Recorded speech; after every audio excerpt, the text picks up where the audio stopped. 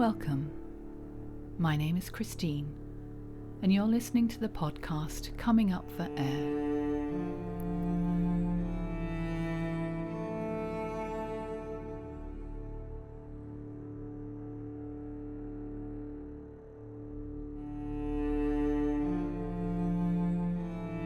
In grief, there are deep, strong emotions that we have to deal with. And so I'd really like to speak to how do you cultivate space for sadness, and also recognize the role that anger in grief has to play. Let's take sadness first and unpack that a little. What does our current culture tell us? Well, it has a tendency, especially now, to force positivity upon us, to literally turn away from sadness, or not even use words perceived as negative, like suffering, to take on a disingenuous stance. Always look on the bright side. Susan David is the author of Emotional Agility. She has actually a wonderful TED Talk that you can find from 2016. But she observed a tyranny of positivity that existed in the workplace, in which a person should never cry at work, but if they must, please do it quietly in the bathroom. We all see the effect of cultural gaslighting in grief, with the messages that we're told. It's time to get back to normal. You need to let it go. You should look and find closure. Or your loved one wouldn't want you to feel sad. These platitudes, though often meant well, they land on a being heartbroken and racked with grief. They don't really give comfort or support. And let's face it, everyone, all humans, will know pain, loss, grief, and suffering. It's a part of the human experience. I came across a quote I particularly like by Susan Cain in her book, Bittersweet. And she says, "If we don't acknowledge our own heartache, we can end up inflicting it on others." And we know that too often our personal sorrow becomes pushed down, denied. It's like we're attempting to bury it alive. And this has been so pervasive and entrenched in our Western society. And it's such a grave misunderstanding, because the very means to transcend grief, pain, and suffering is to embrace it, to let it move through us, to not deny or dismiss its need to be voiced, felt, and accepted. Thankfully, we have many strong advocates in the field of bereavement. Some you've heard me speak of before, Dr. Alan Wolfelt, but Francis Weller, Dr. Joanne Cacciatore, David Kessler, and others who make it very clear that the way to heal is to be authentic in our relationship with our grief, to embrace it, accept its need to be felt, and to mourn. It's often the biggest relief for newly bereaved people to hear the words, "You are not crazy, you are grieving." And this is what grief looks like.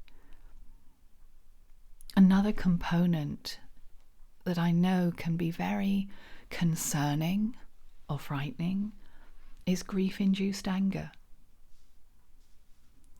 For some people who are dealing with traumatic loss, or something where there was a trauma-induced death, there can be a real deep seat of rage.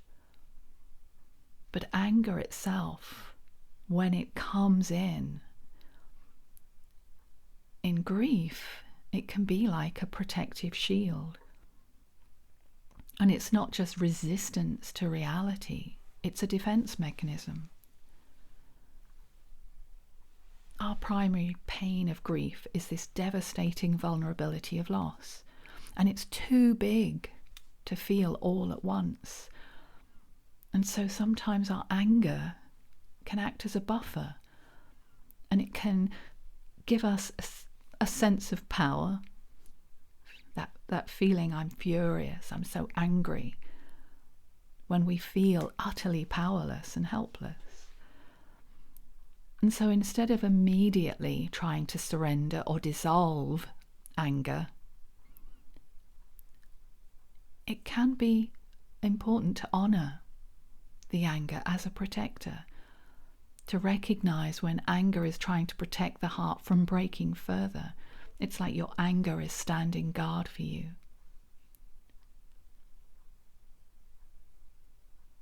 So grief has perhaps a different side to anger. Anger can be a sign of love, a shadow side of love, yes. But the intensity of the anger is often proportional to the intensity of the love.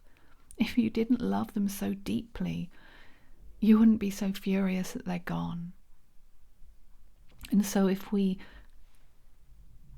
reframe our anger, not as a blockage to be cleared, but as evidence of the bond. It's like anger as the other side of devotion. I believe it's important to validate the emotion rather than asking us to detach from it. Anger can be a testament to our relationship. But we often find anger as something with unfinished business. Grief anger can often be about regret, guilt, or things left unsaid. Why didn't they tell me that they were so sick? Or I should have visited more. I shouldn't have said that. And we can't simply surrender guilt. We have to process. There are many ways that I've talked about in other podcasts about processing our grief. I have spoken about processing guilt. And so they all follow the same thing. It's noticing. It's noticing what is going on within us. And maybe sometimes we've just got to take action. How would it be, instead of just watching that energy, to write a letter to our person? To say the things that we need to say.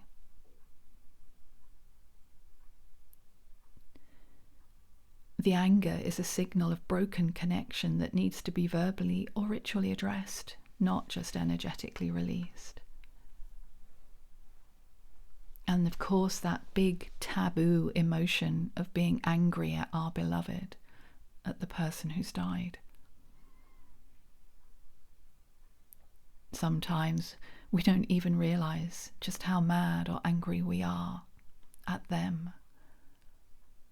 How could they leave? Or you'd promised you'd be here.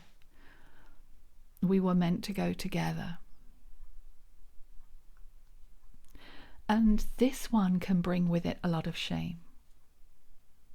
And that we feel bad for being mad at our person, at our beloved. But really, it's normal to be angry at someone we love when they leave you. Even though intellectually we know it wasn't their fault. But what this says is we loved them. We wanted them to be here. We wanted them to stay. So we have to unpack some of these things a little bit more. We have to validate it. If we try to surrender this anger without acknowledging its validity, that can suppress it.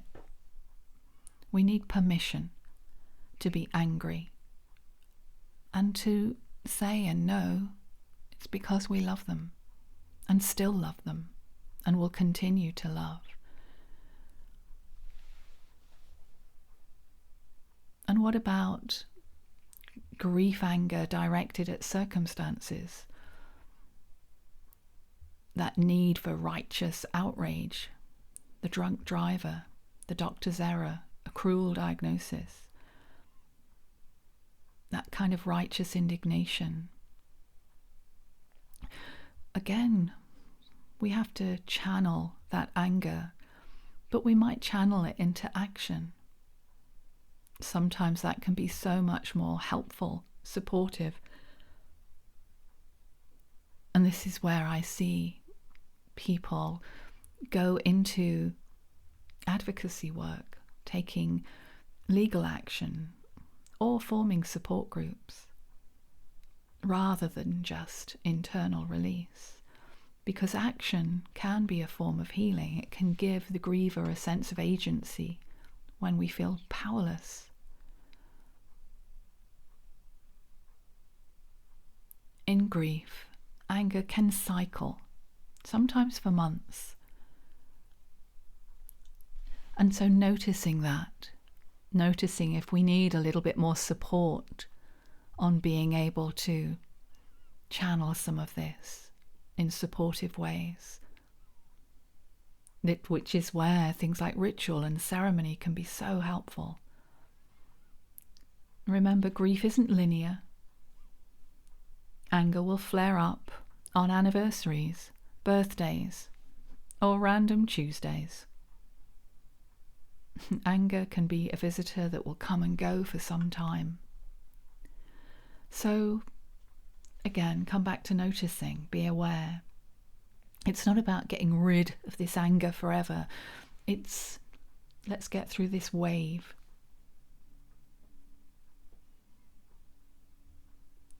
Validate that the anger is normal and it's healthy. It's that part of loving someone who's gone. It's your heart's way of protecting itself. Where do you feel it? Is it a shield?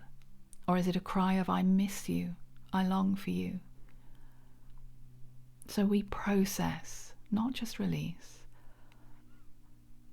We often need to write it down or speak it out loud. Not to just let it pass, but to let it be heard, let it be witnessed. We surrender the control, but not the feeling. You don't have to stop feeling angry, you just have to stop letting the anger control your actions. In other words, being discerning, being mindful if you're lashing out at other loved ones. It's like you can feel the fire without burning the house down. So we have to sit with it. You have to allow it. And anger, when we allow, it will naturally soften then into something deeper, which is sadness. And of course, that's often so much harder to feel into, that sadness and deep sorrow. But that's so often what's underneath, at that deeper level. In grief, witnessing and honouring the anger is the first step. And surrender comes later, when we're ready to let that pain transform into acceptance. So honouring the emotion, allowing it to be present, and even using the body, breath, or movement to support that release can be so effective for grief work. By honouring anger, we respect that shield.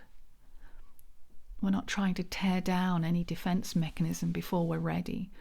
It's like, I see you, I respect that you're here to help me to defend against the pain too.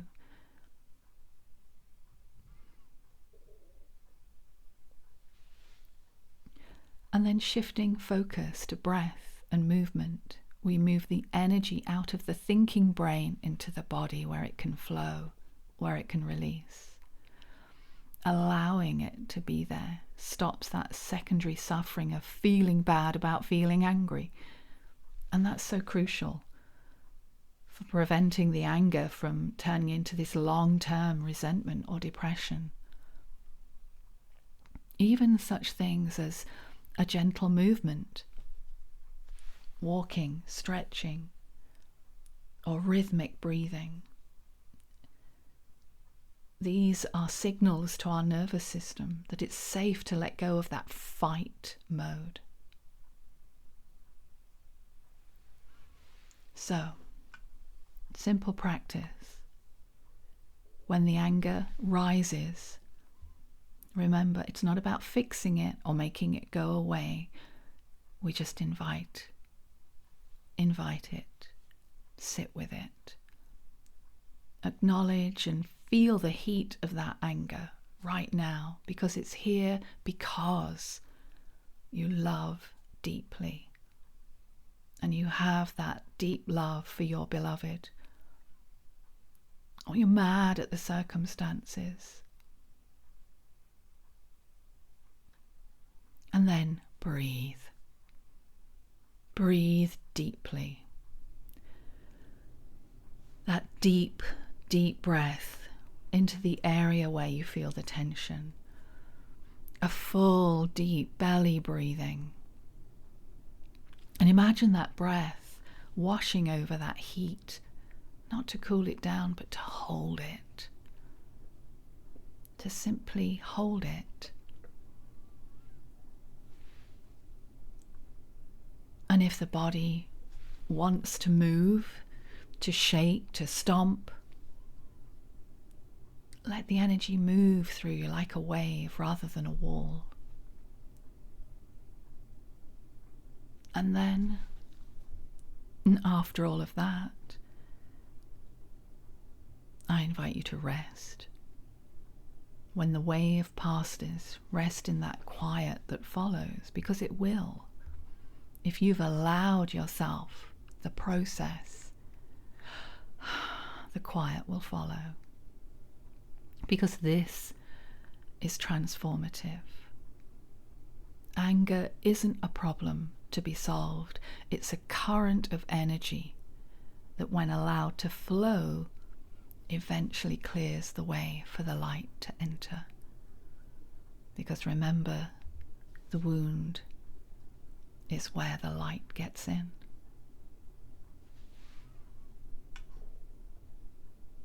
Like everything in life, it's so important to not deny the present circumstances, but to remain authentic, to be honest with ourselves, to have emotional courage, and cultivate that space within us for our sadness or our anger to be acknowledged. It doesn't mean it's easy, but denial just makes for a longer and so often more painful path. Because grief will find its way.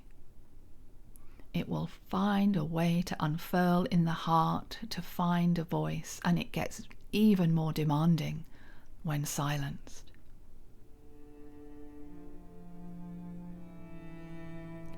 As I have allowed my own tears of grief to flow freely after the death of my mother, I found that soon after that bitter taste of loss, I wept the tears of love. Life is full of these bittersweet moments, and I must honor them both as part of my experience of being human. This is a sacred journey, and this is what it takes to be kind to myself and others, and to find compassion as the grief is moved. Because as the grief is moved, I'll connect once more to that love that lies right there in the heart. And so,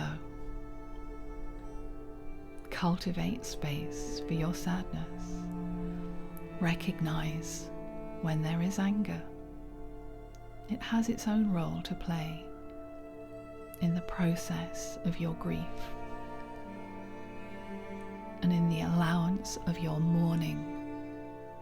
To mourn your beloved is a vital process for healing. So give yourself permission to feel and to mourn